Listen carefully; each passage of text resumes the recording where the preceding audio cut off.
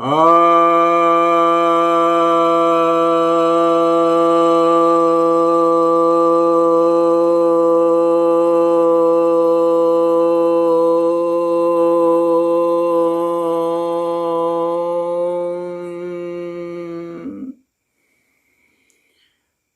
भक्तजनों को सप्रेम नमन। भक्तों, आज मैं आपको पिछले वीडियो का, जो कि ऋग्वेद के 10वें मंडल के 90वां जो सूक्त है, उसका जो 12वां मंत्र था, जिस पर कि व्याख्यान मैं कर रहा था, वही भूमिका ही बतलाया था पिछले वीडियो में। अब इस वीडियो में मैं आपको मंत्र का अर्थ स्पष्ट करता हूँ। मंत्र था, ब्राह्मणोऽस्य मुखम आसीद बाहु अजन्यः कृतः उरु ततस्य यदवस्यः पदभ्याम शुद्रो जायत। जिसका सामान्यतः लोग अर्थ कर रहे थे कि ब्रह्मा के मुख से ब्राह्मण पैदा हुए, बाहु से क्षत्रिय पैदा हुए, जंघा से वैश्य पैदा हुए और पैर से शूद्र पैदा हुए। तो यह जो है वेद के मर्म को नहीं जानने की वजह से है। ये पिछले वीडियो में मैंने आपको स्पष्ट किया था। आज मैं उस मंत्र को स्पष्ट करता हूं।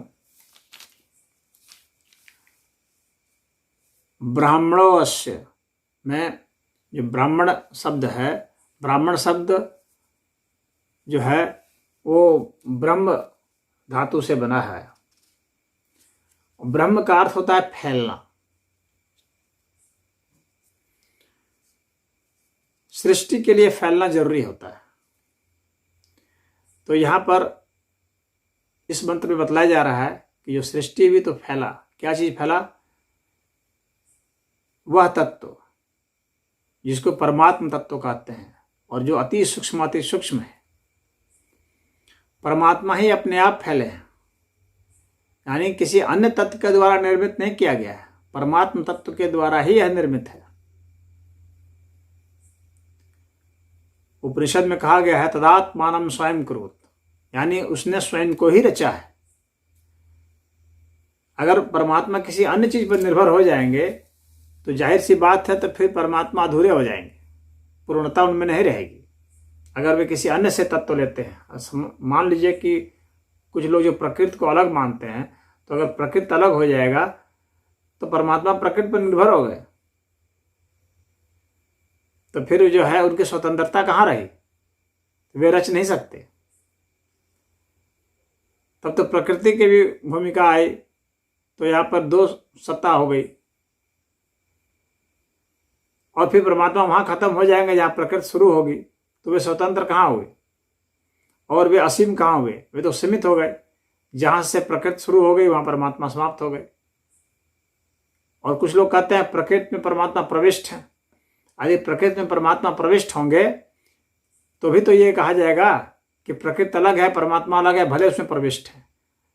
तो जितने अर्थ में अलग हो गए उतने अर्थ में तो वहां पर तो सीमित हो गई सत्ता। तो इसलिए प्रकृति जो है वह भी परमात्मा का ही स्वरूप है। परमात्मा के सिवाय कुछ नहीं है। वासुदेवः सर्वमिति स महात्मा सुदुर्लभः। सिर्फ वासुदेव है और कुछ नहीं, उसके अलावा और कुछ नहीं। ऐसा जो जानता है वही यथार्थ जानता है। तो यहां पर ब्राह्मणोऽस्य मुखम आसीत्। अब मुख किसको कहेंगे यह समझ लीजिए। मुख का जो लौकिक संस्कृत में अर्थ है वो है चेहरा।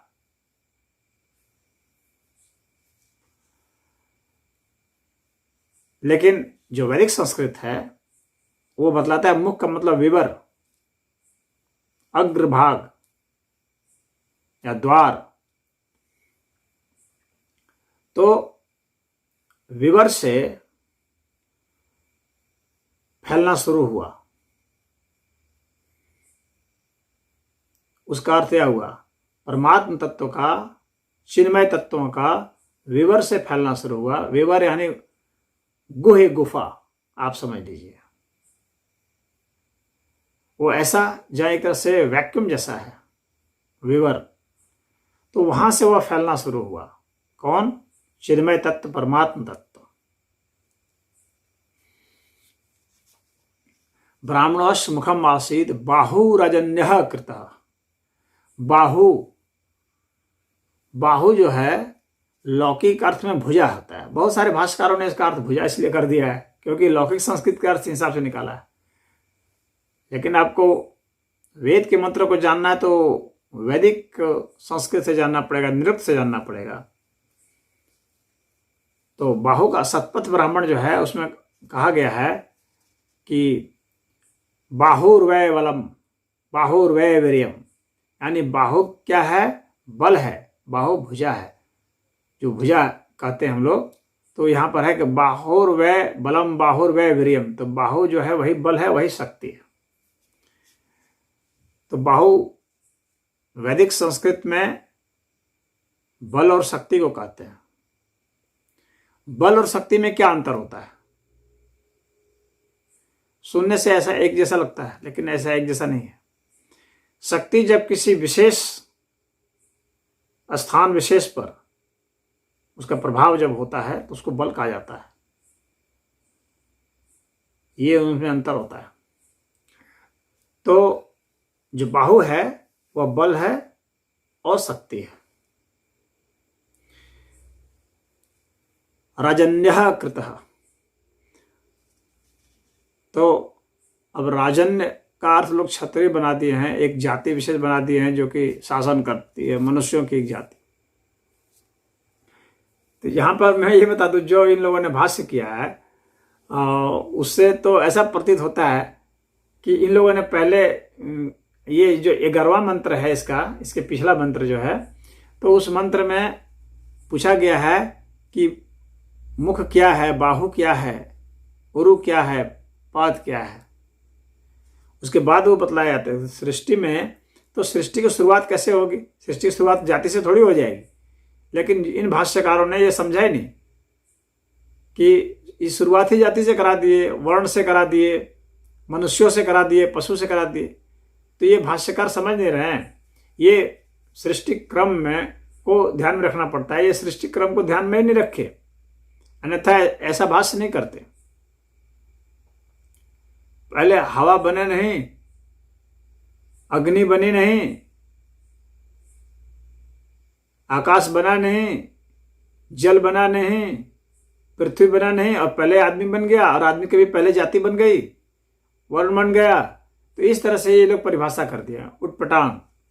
इसका जो अगला मंत्र है, ये 12वां मंत्र है। इसका अगला जो मंत्र है 13वां मंत्र है। उसके बाद भी जो 14वां मंत्र है, उनमें आप देखेंगे कि उसमें तो ये बताया गया है कि कैसे अंतरिक्ष बने, कैसे अग्नि, कैसे वायु, कैसे जल, तो इनका वर्णन है। तो जाहिर सी बात है कि जो 12वां मंत्र है वो इससे भी सूक्ष्म और होना चाहिए कि ये अग्नि, वायु, जल ये सब कैसे बने, इनसे पहले क्या बना, वह होना चाहिए। न कि वो जाति की बात वो करेंगे और वर्ण की बात करेंगे। इसके बाद के मंत्रों में है कि कैसे दिशाएं बने, पिंड कैसे बने, पदार्थ कैसे बने। मनुष्यों का और पशु पक्षियों का तो कोई जिक्र ही नहीं है, यहाँ तो सिद्धांत का जिक्र है। और इन लोगों ने तो जाति तक निकाल दिया इससे। तो इतने अच्छे खासे मंत्र को जो है इन लोगों ने बेकार कर दिया, उटपटांग अर्थ निकाल करके। तो मैं यह कह रहा था कि राजन्यः का अर्थ जो है लौकिक संस्कृत में तो शासक वर्ग से निकालते हैं कि ये शासक होना चाहिए, लेकिन वैदिक संस्कृत में इसका अर्थ नहीं है। यह राजन से बना है। राजन्यः, राजन जो है राज धातु से बना है, और राज धातु का अर्थ होता है बहुत ज्यादा चमकना, सुंदरता के साथ। तो यहां पर बाहुराजन्यः कृतः का अर्थ हुआ कि वह जो शक्ति थी जो गुह्य विवर में थी, वो चिन्मय तत्व था, वह शक्ति बहुत ज्यादा मतलब शक्ति रूप में आई, वह चिन्मय तत्व, क्योंकि उसमें गति हुई, लेकिन वह भी अप्रकट थी, और सृष्टि रूपी इसमें सुंदरता थी।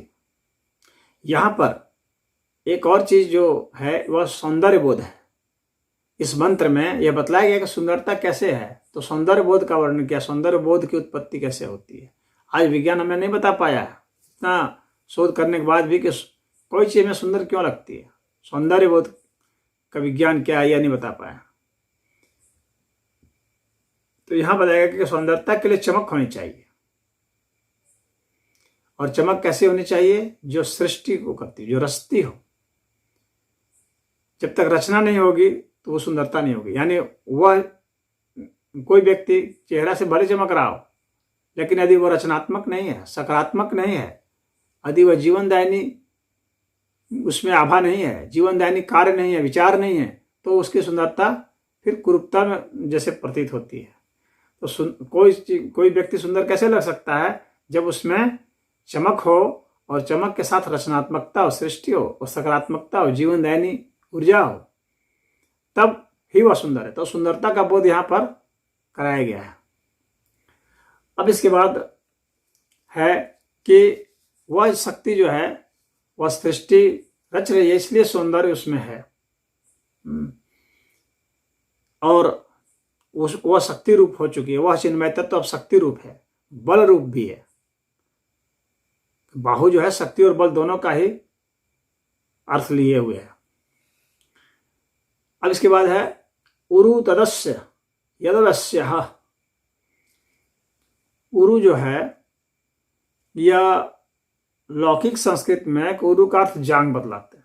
कहते हैं कि जांग से पैदा हो गए, वैश्य का अर्थ बनिया बताते हैं, और उरु का अर्थ जांग बतलाते हैं।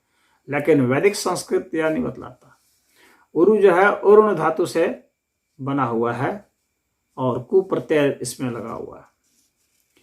तो उरुण धातु जो है उसका जो अर्थ है उरुणों का, वह है ढकना, छिपाना। यानी कोई चीज जो छिपा दी गई है, कवर कर दी गई है, गोपनीय रख दी गई है। जैसे मैंने बताया कि अभी यहाँ पर अप्रकट है, अभी छिपा हुआ है। और वैश्य जो है का अर्थ लौकिक में तो बनिया है भाई, जो व्यापार करता है मनुष्यों में, उसको तो वैश्य कहा देते हैं। लेकिन वैदिक संस्कृत में उसका अर्थ नहीं है, उसका अर्थ है प्रविष्ट हो जाना, व्याप्त हो जाना। तो यहाँ पर जो है सर्वत्र परमात्मा की सत्ता व्याप्त है, सर्वत्र ये शक्ति व्याप्त है, ये शक्ति सब जगह फैल गई है। और वह कैसी शक्ति है, जो छिपी हुई है, गुप्त है। उरु, तो वो उरु जो है वह छिपी हुई है, और वैश्य मतलब व्याप्त है, छिप करके व्याप्त है। कौन? शक्ति और चिन्मय तत्व। शक्ति छिप करके है, और शक्ति में चिन्मय तत्व छिप करके व्याप्त है सृष्टि में। तो इसका अर्थ यह है कि जो चिन्मय तत्व है गुह्य विवर से निकले, अप्रकट हैं, बल रूप हैं, शक्ति रूप हैं, सुंदरता उसमें विद्यमान है, सुंदरता के साथ हैं, इसलिए बहुत ज्यादा चमक रहे हैं। राजन्य का अर्थ चमकना। तो अब वह जो है वो छिपे हुए अर्थ में है, और यहां पर साथ में क्या है, व्याप्ति है, उसकी सर्वत्र व्याप्ति है। यानी ऐसा नहीं समझे कि कोई जगह है जहां पर वो है ही नहीं, वो खाली है, ऐसा नहीं है, उसकी सर्वत्र व्याप्ति है। तो उरु तदस्य यदवस्य का यह अर्थ हुआ। पदभ्याम शुद्रो अजायत, ये मंत्र का जो है अंतिम चरण।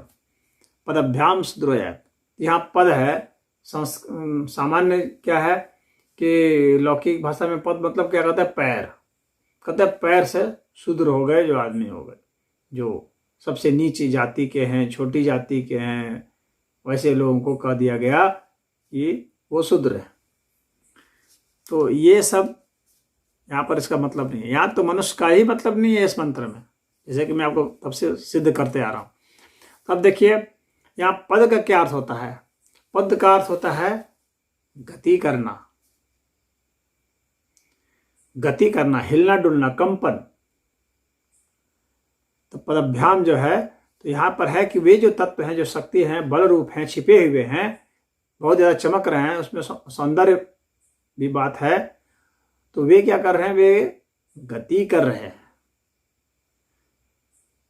तो ये कह रहे हैं कि वे तत्व वे गति कर रहे हैं। और उसके बाद फिर क्या है, पदभ्याम शुद्रो जायत। शुद्र क्या है, किसको कहते हैं?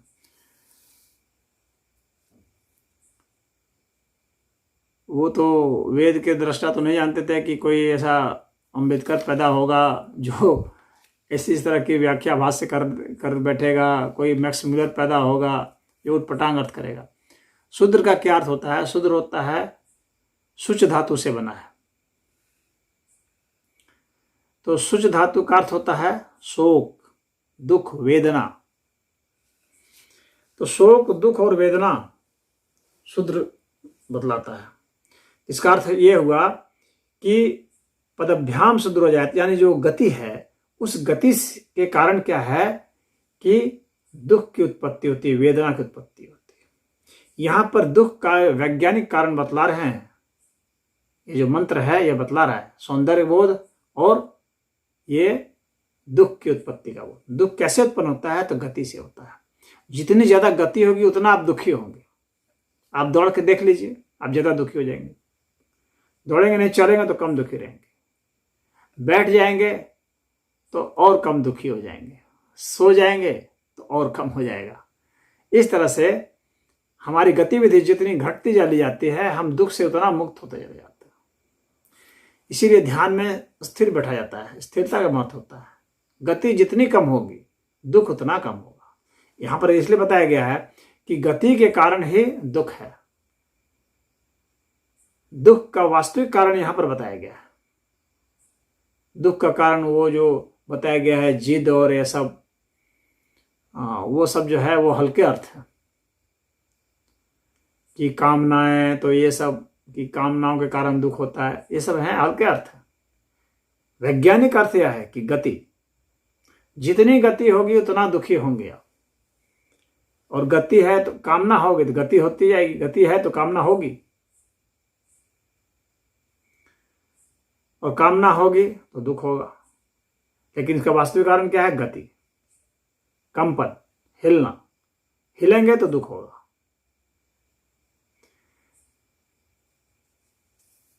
तो यह बतला रहा है कि दुख किस तरह से उत्पन्न होता है। यह मंत्र यह बता रहा है।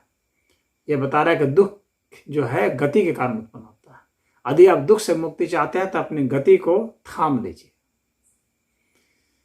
आप इसलिए देखते हैं जो लोग दौड़ रहे हैं, बहुत पैसा कमाने के लिए दौड़ रहे हैं, पद कमाने के लिए दौड़ रहे हैं, संसाधनों पर कब्जा करने के लिए दौड़ रहे हैं, नाम यश कमाने के लिए दौड़ रहे हैं, वे उतना दुखी हैं।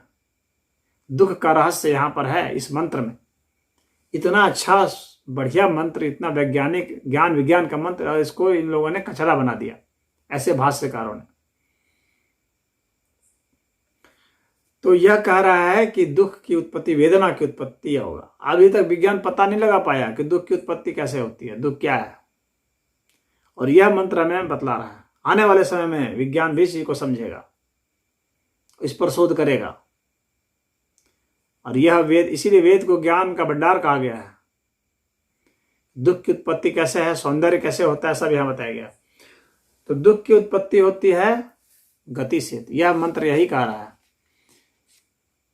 कि जो चिन्मय तत्व हैं, जो पहले शांत थे, परमात्मा रूप में थे, शांत थे, अब वह पुरुष रूप में हो गए हैं, यानी सक्रिय रूप में हो गए हैं, सृष्टि के लिए विषम हो गए हैं। अब वे जो विषम हो गए हैं वो गुह विवर में हैं, वहां से उत्पन्न हो रहे हैं, गहरी गुफा से उत्पन्न हो रहे हैं, ऐसा वैक्यूम से उत्पन्न हो रहे हैं, विवर का वो ऐसा अर्थ। और फिर वहां से उत्पन्न हो रहे हैं, वो शक्ति रूप में है, बल रूप में है, लेकिन अप्रकट है, बहुत ज्यादा चमकदार है। सृष्टि के कारण वो चमक रहे हैं, वो सृष्टि रचनात्मकता है, वो चमक। हालांकि वो चमक दिख नहीं रही है अभी शुरुआत में, बाद में वो दिखती है। तो इसीलिए वो दिव्य चमक है जो दिखती नहीं है, आंखों से नहीं दिखती है, लेकिन उसकी चमक विद्यमान है। नहीं तो ये चमक आती कहाँ से? आती कहाँ से? पूछा जाए कि ये रोशनी की चमक आ कहाँ से रही है? बहुत गहरे अंधकार से आ रही है, तो वहां चमक रही थी वह, तभी वो आ रही है, यहाँ चमक रही है। और फिर उसके बाद ये अंधकार में लीन हो जा रही है।